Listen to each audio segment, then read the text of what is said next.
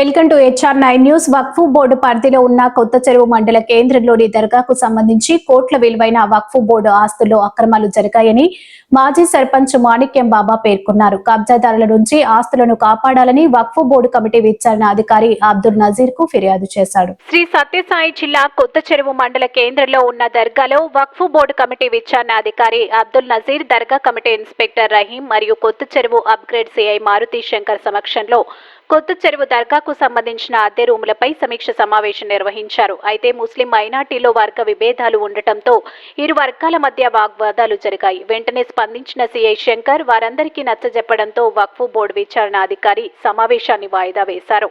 ఈ సందర్భంగా మాజీ సర్పంచ్ మాణిక్యం బాబా మాట్లాడుతూ కోట్ల విలువైన వక్ఫ్ బోర్డు ఆస్తుల్లో అక్రమాలు జరిగాయని ఆరోపించారు. కావున వక్ఫ్ బోర్డు అధికారులు దర్గా కమిటీ మాజీ చైర్మన్ పై విచారణ జరపాలని ఫిర్యాదు చేశారు. అలాగే వక్ఫ్ బోర్డు ఆదాయానికి గండి కొడుతూ అక్రమార్జన చేస్తున్న వారిపై చర్యలు తీసుకోవాలని కోరారు. విచారణ అధికారులు 10 రోజుల్లోపు చర్యలు తీసుకోకపోతే ఆమరణ నిరాహార దీక్ష చేపడతామని మాణిక్యం బాబా హెచ్చరించారు. నమస్కారం. గత 4 నెలల క్రితం రాజీనామా చేసిన ముతువల్లి అతావుర్ రెహమాన్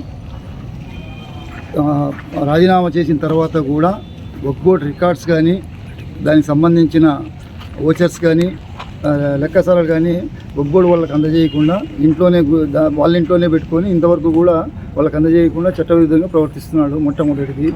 రెండవది వచ్చి కొన్ని లక్షల రూపాయల ఆస్తులు ఇక్కడ అన్యాక్రాంతమైనాయి.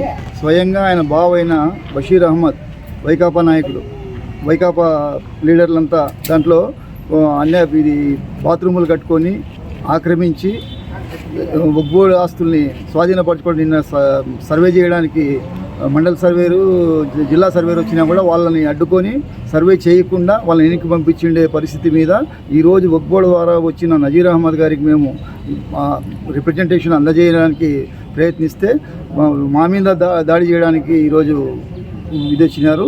ఇంకా వీళ్ళు వైకాపా ప్రభుత్వం ఉందని చెప్పి అనుకుంటా ఉన్నారు. ఇది వైకాపా ప్రభుత్వం కాదు, ప్రజాస్వామ్య ప్రభుత్వము.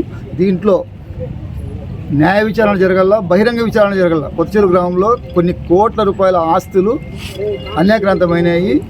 అన్యాక్రాంతమైన కాకుండా నిధుల దుర్వినియోగం కూడా 30 సంవత్సరాల నుంచి ఒకే వ్యక్తి చేతిలో ఈ వ్యవస్థనంతా పెట్టి వక్ఫ్ బోర్డు ఇన్స్పెక్టర్లు కొంచెం అలసత్వం చేసి వాళ్ళు కూడా సిబ్బంది లేని దానివల్ల అదే అదునుగా చేసుకొని మొత్తం అంతా ఈ ఆస్తులంతా దోచుకొని దాదాపు 30 సంవత్సరాలుగా ఒకే వ్యక్తి చేసి రాబోయే కాలంలో ఈ కమిటీ ఏర్పడిన దాన్ని తాత్కాలికంగా కోర్టుకు పోయి స్టే తెచ్చి మా కమిటీని కూడా ఇబ్బంది పెట్టి ప్రజా సంక్షేమానికి ఏ మాత్రం కూడా సహకరించకుండా ప్రజలకు మంచి జరుగుతుంది అంటే దాన్ని అడ్డుకట్ట వేస్తూ ఇదే కార్యక్రమాలు చేస్తూ ఎటువంటి పరిస్థితుల్లో కూడా ప్రజలకు బీదాసాదకి కార్యక్రమాల ద్వారా ఏది లబ్ధి చేయకూడదని చెప్పేసి అతను కుట్ర పని అతని అనుచరుల ద్వారా ఈ కార్యక్రమాలన్నీ చేపిస్తున్నాడు. కనుక దీనికి నిరసనగా ఈ వారం రోజుల లోపల బహిరంగ విచారణ జరిపి వక్ఫ్ ఆస్తుల్ని సొంతం చేసుకోకపోతే నేను మాణిక్యం బాబాని ఆమరణ నిరాహార దీక్ష చేస్తానని చెప్పి ఈ సందర్భంగా తెలియజేస్తున్నాను.